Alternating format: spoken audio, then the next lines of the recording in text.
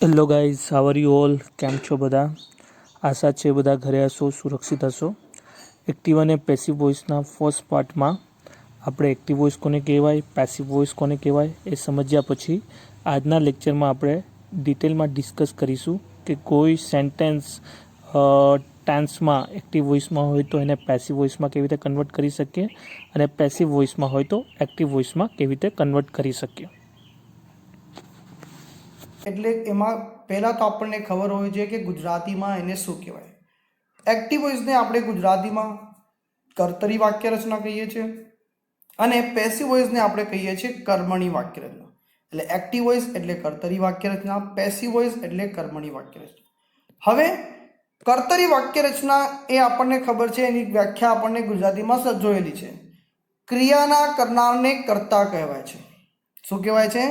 જે ક્રિયા હોય, સપોઝ રમવાની ક્રિયા છે, જો મારા દ્વારા થતી હોય, એટલે કે ક્રિયા, ખાવાની ક્રિયા, હું ખાઈ રહ્યો છું, હું જમી રહ્યો છું, હું જઈ રહ્યો છું, આ બધા વાક્યોની અંદર ક્રિયા જે છે કર્તા દ્વારા થાય છે. એટલા માટે કર્તરી વાક્ય રચના. ઇંગ્લિશમાં પણ એવું છે, જે પણ એક્ટિવિટી જે છે એ સબ્જેક્ટ, કર્તાને શું કહે છે? સબ્જેક્ટ કહે છે ને. હા, તો સબ્જેક્ટ દ્વારા થતી હોય તો એને શું કહેવામાં આવે છે? Active voice.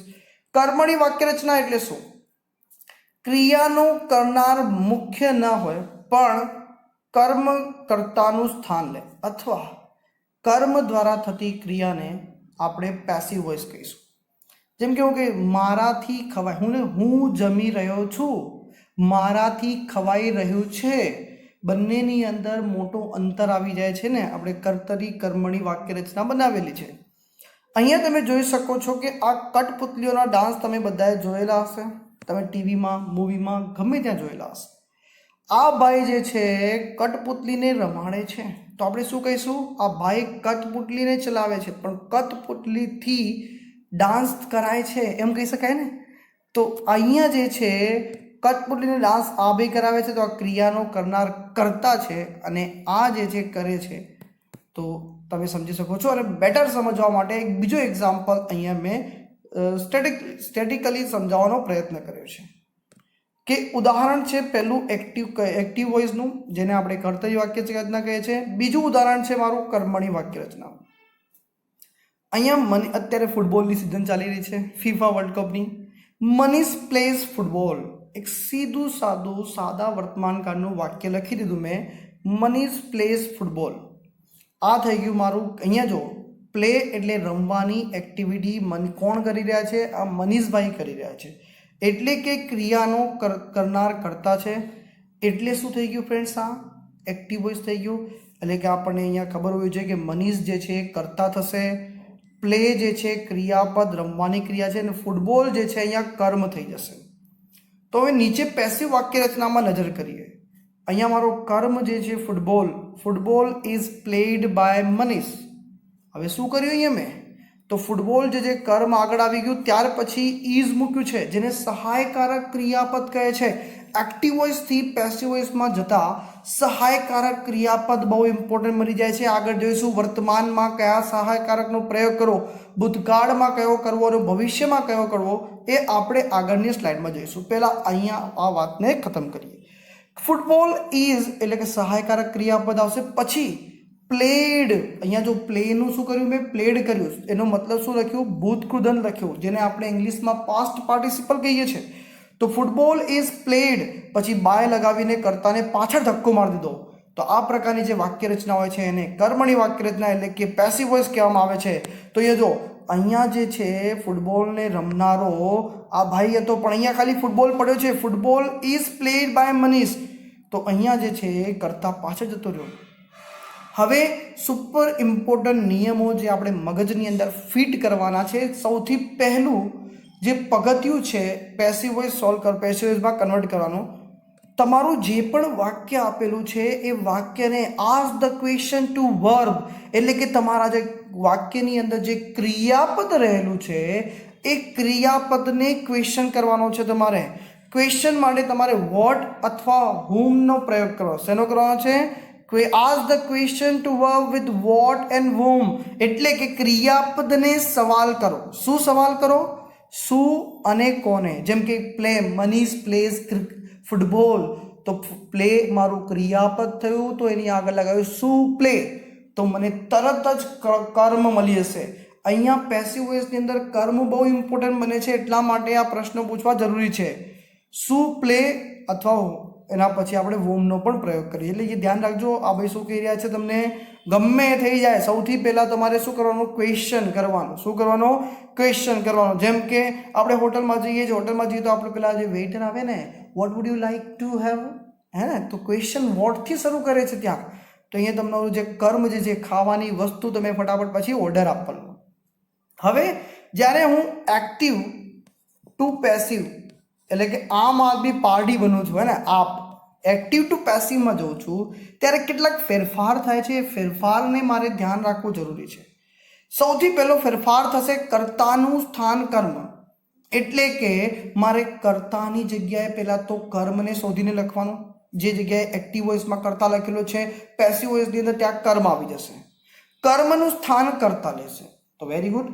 એક્ટિવ વોઇસની અંદર જે કર્મ જે જગ્યાએ લખેલો હતો એની જગ્યાએ પેસિવ વોઇસની અંદર ત્યાં શું થઈ જશે, કર્તા આવી જશે. ત્યારબાદ જે પણ કાળ છે, વર્તમાન કાળ હોય, ભૂતકાળ હોય કે ભવિષ્યકાળ હોય, એના આધારે ટુ બીના સ્વરૂપો મૂકવા.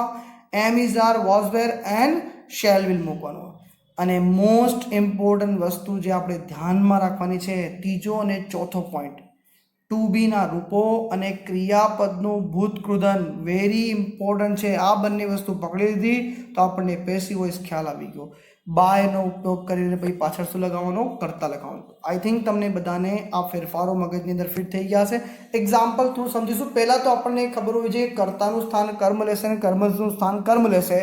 તો કર્તા શું હોય તો કર્મ શું બને એ આપણને ખબર હોવું જોઈએ. જેમ કે કર્તા મને આઈ આપેલો છે વાક્યની અંદર, તો કર્મ શું લખીશ, મી લખીશ. અને જો કર્મ મને મી આપેલો છે તો શું લખીશ, કર્તા આઈ કરીશ. એવી રીતે જો મને કર્તા જે છે વી આપેલો હોય તો કર્મ શું લખીશ, અસ લખીશ. એવી રીતે કર્તા યુ આપેલો હોય તો કર્મ યુ બની જશે. કર્તા મારો હી હોય, પુરુષ હોય, તો એના માટે પ્રયોગ કરીએ હિમનો. શેનો, હિમ કિમનો પ્રયોગ કરીશ. કર્તા મારું સી હોય, શ્રેણી, છોકરીઓ કે સ્ત્રીઓમાં બિલોંગ કરે, તો એના માટે પ્રયોગ કરીશ હરનો. શેનો પ્રયોગ કરીશ, હરનો પ્રયોગ કરીશ. અને કર્તા જો ઈટ હોય તો એના માટે ઈટનો પ્રયોગ કરીશ. કર્તા જો ધેય હોય તો એના માટે પ્રયોગ કરીશ ધેમનો. શેનો પ્રયોગ કરીશ, ધેમનો. તો ચલો ફટાફટથી મારી સાથે બેઠા, જ્યાં જ્યાં તમે બેઠેલા છો મારી સાથે પ્રોનાઉન્સ કરજો. આઈનું થશે મી, વીનું થશે અસ, યુનું થશે યુ, હીનું થશે હિમ, શીનું થશે હર, ઈટનું થશે ઈટ અને ધેનું થશે ધેમ. હવે ટુ બીના સ્વરૂપો વર્તમાનમાં કયા મૂકવા, તો અહીંયા આવશે એમ ઇઝ આર, કાં તો પછી હું મૂકીશ હેઝ હેવ. શું મૂકીશ, આ થઈ જશે સાદું વર્તમાન કાળ, ચાલુ વર્તમાન કાળ કે પૂર્ણ વર્તમાન કાળ, ગમે તે કાળ હોય તો એમાં આટલા જ ટુ બીના રૂપો આવે છે, જેને કહીએ છીએ એમ ઇઝ આર અને હેવ હેઝ. હવે વાત આવે ભૂતકાળ. ભૂતકાળની અંદર કયા ટુ બીના સ્વરૂપો મૂકવા, તો ભૂતકાળની અંદર વોઝ, વર અને હેડ. અહીંયા વેર નથી આવતું, વેર WHER આવે છે, વર કહીશું. શું કહીશું, અને વોઝ, વર અને હેડનો પ્રયોગ થાય છે ભૂતકાળની અંદર. તો આ બધા ટુ બીના રૂપો મારા મગજની અંદર ફિટ થવા જોઈએ. અને અહીંયા શેલ વિલ, શેનો પ્રયોગ કરીશું, ભવિષ્યની અંદર શેલ વિલનો પ્રયોગ કરીએ છીએ. તો ક્લિયર. એમ ઈ વન્સ અગેન વર્તમાનની અંદર એમ ઇઝ આર, હેવ હેઝ, ભૂતકાળની અંદર વોઝ વેર હેડ, ભવિષ્યની અંદર શેલ વિલ, ટુ બીના સ્વરૂપોનો પ્રયોગ. હવે આને એક ઉદાહરણ સાથે લઈ જઈએ કે જેટલા અમુક કાર્ડ લખ્યા છે મેં, જેનું આપણે એક્ટિવ ટુ પેસિવ કરવાનું છે, એનું શોર્ટ મેથડ આપણા મગજની અંદર ફિટ કરવા માટે એક ટેબલ બનાવ્યું છે મેં. આ ટેબલમાં નજર કરીએ. સૌથી પહેલો કાર્ડ કયો આપણે લખ્યો છે મેં, સાદો વર્તમાન કાળ.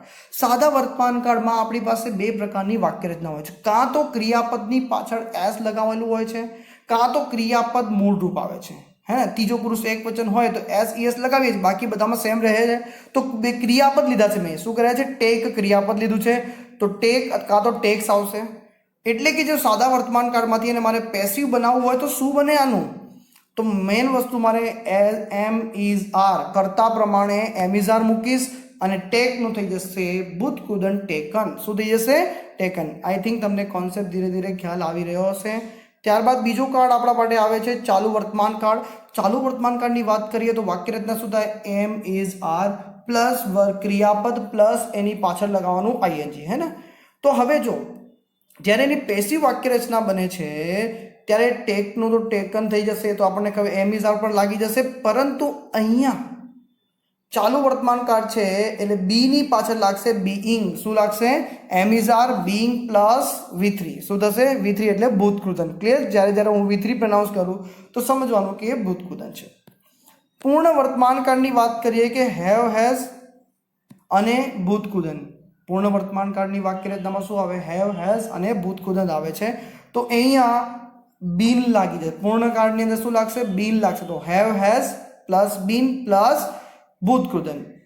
સાદો ભૂતકાળ ક્રિયાપદનું ભૂતકાળનું રૂપ આવે છે એટલે ટેકનું થઈ ગયું ટુક, અને જ્યારે એને આપણે પેસિવમાં કન્વર્ટ કરીશું તો થશે વોઝ, વર પ્લસ ટેકન. શું થશે? Was, were plus taken. ચાલુ ભૂતકાળની વાત કરીએ તો વોઝ, વર, ટેકિંગ જે એમ ઇઝ આર હતું એવી રીતે અહીંયા પણ was, were plus being plus taken. પૂર્ણ ભૂતકાળની વાત કરીએ તો પૂર્ણ ભૂતકાળની અંદર હેડ વત્તા V3 એટલે કે પૂર્ણ ભૂતકૃદનનો ઉપયોગ કરીએ છીએ. તો હેડ બીન ટેકન. શું આવશે? હેડ બીન ટેકન. સાદો ભવિષ્યકાળ હશે તો ખાલી બી લાગશે. શું લાગશે ભાઈ? બી લાગશે. એટલે કે જો સાદો વર્તમાનકાળ એમ ઇઝ આર કાં વોઝ, વેર લગાવો પ્લસ V3 લગાવે એટલે ભૂતકૃદન આવશે. ચાલુ ભૂતકાળ, ચાલુ વર્તમાનકાળ કે ચાલુ ભૂતકાળ હોય તો am is are, was, were, being plus ભૂતકૃદન આવશે. પૂર્ણ કાળની અંદર have, has plus been plus ભૂતકૃદન આવશે, અને એવી રીતે હેડ પ્લસ બીન પ્લસ ભૂતકૃદન આવશે. અને સાદા ભવિષ્યકાળની અંદર આપણે વિલ, શેલ અને બીનો પ્રયોગ કરીશું. આઈ થિંક તમને આ કોન્સેપ્ટ હવે સમજાઈ ગયો હશે. હવે આપણે એને થોડું ડીપમાં લઈ જઈએ, વધારે એક્સ્ટ્રા એડિશનલ ઉમેરીને એક્ઝામ્પલ દ્વારા, સમજૂતી દ્વારા. સાદા વર્તમાનકાળની અંદર હકાર વાક્ય રચના માટે, નકાર વાક્ય રચના માટે અને પ્રશ્નાર્થ વાક્ય રચના માટે, અને એના પછી WH માટે 4 વાક્યો આવશે. આપણા 4 વાક્યોને જાણવાનો પ્રયત્ન કરીશું. મનીષ પ્લેઝ ક્રિકેટ, હે ને? તો અહીંયા ક્રિયા શું થશે? પ્લે જે છે એને મેં પ્રશ્ન કર્યો, શું પ્લે? તો એને જવાબ આવ્યો ક્રિકેટ. શું આવ્યો? તો ક્રિકેટને લખી નાખ્યો આગળ. પછી જો પ્લેસ જે છે સાદો વર્તમાનકાળ, સાદા વર્તમાનકાળની અંદર મારી પાસે એમ ઇઝ આરમાંથી એટલે ક્રિકેટની સાથે આવશે ઇઝ, પ્લેનું થઈ જશે ભૂતકૃદન પ્લેડ બાય મનીષ. તો cricket is played by Manish. શું જવાબ આવશે મિત્રો? Cricket is played by Manish.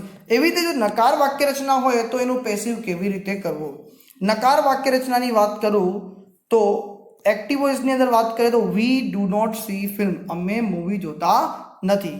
તો અહીંયા શું છે? જોવાની ક્રિયા છે. તો ક્વેશ્ચન વોટ સી, શું સી? તો જવાબ આવશે ફિલ્મ્સ. શું આવશે? ફિલ્મ્સ. તો ફિલ્મ્સની સાથે એમ ઇઝ આરમાંથી શું આવશે? બહુવચન છે એટલે આરનો પ્રયોગ કરીશું. ફિલ્મ્સ આર નોટ, સીનું શું થઈ જશે? Scene by us. બાય લગાવીને શું કરવાનું આપણે? વીનું થશે અસ. શું થશે? વીનું અસ કરવું પડશે ને, આપણે કર્મ લગાવવાનું છે એટલે. હવે આવે છે પ્રશ્નાર્થ વાક્ય રચના. Do you play cricket? Active વોઇસની અંદર ડુ યુ પ્લે ક્રિકેટ એટલે મારો ડુ આગળ આવી ગયો છે, તો કંઈ વાંધો નહીં. આપણે પણ જે સહાયકારક પદો મૂકીએ છીએ એમ ઇઝ આર, એમાંથી પણ એમ ઇઝ આર જે હશે આગળ આવશે. પહેલાં તો પ્લે, શું પ્લે? તો ક્રિકેટ. તો ક્રિકેટની સાથે ઇઝ લાગશે, તો ઇઝ પહેલાં આવી જશે, પછી આવશે ક્રિકેટ, પછી આવશે પ્લેનું ભૂતકૃદન પ્લેડ, પછી લાગશે બાય, અને યુનું તો યુ જ રહે છે કર્મ. યુ કર્તામાં પણ યુ, કર્મમાં પણ યુ, બંને સેમ રહે. યુ યુ જ છે, તું તું જ છે, હે ને? Who drinks coffee? Who drinks coffee? By whom is coffee drunk? Clear? તો જ્યાં રાખજો WHમાં હુથી શરૂ થતો, જ્યારે WHમાં હુથી પ્રશ્ન પૂછાય તો તમારે લગાવવાનું હોય છે બાય whom. શું લગાવવાનું હોય છે? બાય whom લગાવીને તરત જ સહાયકારક ક્રિયાપદ આવશે. શું આવશે? સહાયકારક. બાય whom પછી આવશે સહાયકારક ક્રિયાપદમાંથી. તો જો ડ્રિંક, શું ડ્રિંક? તો કોફી. જવાબ આવી ગયો મારો. તો કોફીની સાથે લાગશે is, by whom is coffee. તો ખાસ ધ્યાન રાખજો, વૂથી થતા પ્રશ્નો હોય તો પહેલાં તો ડ્રિંકને પ્રશ્ન કર્યો, શું ડ્રિંક? તો જવાબ આવ્યો કોફી. કોફી સાથે એમ ઇઝ આરમાંથી શું લાગશે? ઇઝ લાગશે. તો by whom is coffee drunk? શું જવાબ આવશે? By whom is coffee drunk. મારો અહીંયા જવાબ આવશે. નેક્સ્ટ સાદો વર્તમાન કાળ પતી ગયો. હવે આવે સાદો ભૂતકાળ. શેના પર આવીશું આપણે? સાદા ભૂતકાળ ઉપર આવીશું. ક્યાં આવીશું મિત્રો? સાદા ભૂતકાળ ઉપર. તો સાદા ભૂતકાળની અંદર એક્ટિવની અંદર આઈ સો એન એક્સિડન્ટ યસ્ટરડે. મેં ગઈકાલે એક એક્સિડન્ટ જોયું. તો આઈ સો એન એક્સિડન્ટ યસ્ટરડે. તો જો શું જોયું? તો એન એક્સિડન્ટ. એન એક્સિડન્ટ ક્યાં આવી જશે? આગળ આવી જશે. તો એન એક્સિડન્ટ. હવે જ્યારે ભૂતકાળ છે, કાં તો વોઝ કાં તો વરનો પ્રયોગ કરીશ. હવે એન એક્સિડન્ટ સાથે શું આવશે? વોઝ. પછી સોનું ભૂતકૃત શું થશે? સીન. તો સી લગાવ્યો, seen by me yesterday. An accident was seen by me. જો આઈનું શું થઈ જશે? કર્મ. ભાઈ બાય લગાવીને કર્તાનું કર્મ કરવાનું ને, તો અહીંયા આઈનું શું થશે? મી. તો an accident was seen by me yesterday. Clear? ચલો next. He did not buy a new phone. He did not buy a new phone. તો શું બાય કરવાની એક ક્રિયા છે? શું બાય? A new phone. તો અ ન્યૂ ફોન લાવીને આગળ લખો. તો અ ન્યૂ ફોન પછી હવે અટકી ગયા આપણે. નકારાત્મક છે પરંતુ સહાયકારક ક્રિયાપદને પકડવું પડશે. અ ન્યૂ ફોન સાથે વોઝ આવશે કે વર આવશે? તો વોઝ આવશે ને. તો a new phone was not બાયનું શું થશે? ભૂતકૃદન. તો બ્રોટ. શું થશે ભાઈ? બ્રોટ. બાય લગાવી દીધું. બાય લગાવીને જે કર્તા લખેલું છે આગળ એનું મારે કર્મ લખવું પડશે. તો ચલો ભાઈ પેલું જે કોઠો આપણે જોયો તો એમાં હીનું કર્મ શું થતું હતું? હિમ. શું થતું હતું? તો a new phone was not brought by him. Next sentence જોઈએ આપણે. પ્રશ્નાર્થ વાક્ય રચના કેવી રીતે બનાવીશું? Did we write answer in the classroom. Did we write answer in the classroom. તો શું આપણે આન્સર જે ક્લાસરૂમમાં લખી શકતા હતા? તો અહીંયા સૌથી પહેલાં તો ડીડ છે એટલે સહાયકારક ક્રિયાપદને પકડવું પડશે. સહાયકારક ક્રિયાપદ માટે કર્મને પકડવું પડશે. તો લખવાની એક્ટિવિટી છે. શું લખવાની વાત છે? આન્સર. શું લખવાની વાત છે? આન્સર. તો અહીંયા આન્સર સાથે શું આવશે? આન્સર્સ બહુવચન છે એટલે વર આવશે. વર આન્સર્સ. રાઇટનું શું થશે? રિટન. શું થશે? Return in the classroom. પછી લગાવ્યું બાય. બાય લગાવીને ડીડનું શું? બાય લગાવીને વીનું શું થશે? વીનું થશે અસ. શું થશે મિત્રો? વીનું થશે અસ. તો were the answer written in the classroom by us. Where did you get the prize? When did you? તમને પ્રાઇઝ ક્યારે મળ્યું હતું? When did you get the prize? તો વેનનું તો વેન જ રહેશે. યાદ રાખજો. વુની અંદર આપણે બાય વોમ કરીએ છીએ પણ WHની અંદર વેનનું વેન જ રહે છે. તો વેન યુ ગેટનું શું થશે? ગેટ. શું ગેટ? The prize. તો વેન હવે જ્યારે વાત કરીએ છીએ તો સહાયકારક ક્રિયાપદ ધ પ્રાઇઝ સાથે શું આવશે? વોઝ આવશે. When was the prize. ગેટનું શું થશે? ગોટ થશે. લાગી ગયું ગોટ. ગોટ બાય યુનું શું થશે? કર્મ. યુ થશે ભાઈ. કોઈ ફેરફાર થશે નહીં. તો when did you get the prize? તો when was the prize got by you? Who broke the glass? Clear? Who broke the glass? તો વો આવી ગયો એટલે બાય વૂમ લગાવીશું. પછી તરત સહાયકારક ક્રિયા પર બ્રોક ધ. શું બ્રોક? The glass. ધ ગ્લાસની આગળ વોઝ આવશે કે વર આવશે? તો વોઝ આવશે. બાય વૂમ વોઝ ધ ગ્લાસ બ્રોકનું શું થશે? બ્રોકન. શું થશે? બ્રોકન. તો ફ્રેન્ડ્સ આપણે સાદો વર્તમાન કાળ અને સાદો ભૂતકાળ બંને શીખી ગયા. આશા રાખું છું કે વિડીયોની તમે વારે ઘડી પ્રેક્ટિસ કરશો. એક બે વખત તમે પ્રેક્ટિસ કરશો. આ બધા જ સેન્ટેન્સ લખી દેજો. આ બધા જ સેન્ટેન્સની જ્યારે તમે પ્રેક્ટિસ કરી લેશો તો સાદો વર્તમાન અને સાદા ભૂતકાળની અંદરથી જેટલા પણ એક્ટિવ વોઇસ પેસિવ વોઇસના વાક્યો આવશે એ બધા જ તમે લખી દેશો મિત્રો. હવે ફ્રેન્ડ્સ કે આપણે વિડીયોને લાંબો નથી બનાવો, નકર તો હું બધા એક જ વિડીયોમાં ફિનિશ કરી દઈશ બધા સેન્ટેન્સીસ. પરંતુ વિડીયો લાંબો બની જાય ને કેટલી વખત થોડું બોરિંગ પણ થઈ જતું હોય છે. તો એટલા માટે, અને પાછું અંગ્રેજી સબ્જેક્ટ છે, એક તો આપણને ઇન્ટરેસ્ટ અંગ્રેજીમાં હોતો નથી એટલે આપણે સાદો વર્તમાનકાળ અને સાદો ભૂતકાળ આની અંદર રાખીએ છીએ. આવનારા વિડીયોમાં આપણે બીજા અન્ય ટેન્સીસ વિશે આપણે ડિસ્કશન કરીશું અને સંપૂર્ણપણે એક્ટિવ વોઇસ પેસિવ વોઇસના બધા જ નિયમો આવી રીતે સમજવાનો પ્રયત્ન કરજો. એક્ઝામ્પલ થ્રુ ઉદાહરણ સાથે સમજશો તો જલ્દી મગજની અંદર ફિટ થશે. એક્ઝામની અંદર પણ તમને ખ્યાલ આવશે કે મારે કેવી રીતે આને કરવું છે. અને આગળ જેટલા પણ ટેબલ છે એ ટેબલની હું એક તમને વિનંતી કરીશ કે જે ટેબલો છે કે કર્તાનું કર્મ કેવી રીતે થાય છે એ ટેબલ, પછી વર્તમાનકાળ, ભૂતકાળ અને ભવિષ્યકાળના જે ટુવીના સ્વરૂપ જો આપણે જોયા હતા એ બધા જ લખી લેજો. એ જ ઇમ્પોર્ટન્ટ થવાનું છે તમારા માટે આવનારી પરીક્ષા માટે કે એ વસ્તુ તમે યાદ રાખી લીધી તો તમને આગળ પણ યાદ રહી જશે. આ ચાર્ટમાં કોઈ ટેન્સ એક્ટિવ વોઇસમાં હોય તો કયા ક્રિયાપદનો ઉપયોગ થાય છે અને સેમ સેન્ટેન્સ અગર પેસિવ વોઇસમાં લખવું હોય તો કયા ક્રિયાપદનો આપણે ઉપયોગ કરી શકીએ એ એક્ઝામ્પલ દ્વારા સમજાવવામાં આવેલ છે.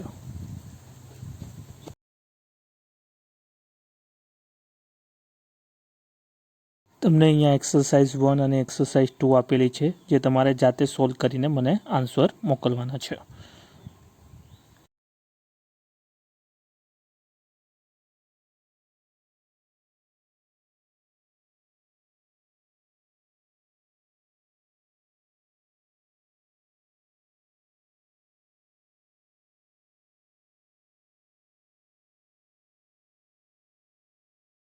આશા છે કે તમને ખબર પડી હશે એક્ટિવ વોઇસ કોને કહેવાય, પેસિવ વોઇસ કોને કહેવાય.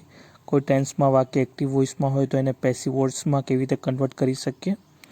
અને લેક્ચરના અંતે તમને એક્સરસાઇઝ આપેલી છે જેના આન્સર તમારે મને મોકલવાના છે. સ્ટે હોમ, સ્ટે સેફ, ઘરમાં રહીએ, સુરક્ષિત રહીએ, લોકડાઉનના નિયમોનું પાલન કરીએ, ડૉક્ટર અને મેડિકલ સ્ટાફને સપોર્ટ કરીએ, પોલીસને સપોર્ટ કરીએ, માસ્ક પહેરીએ. Thank you.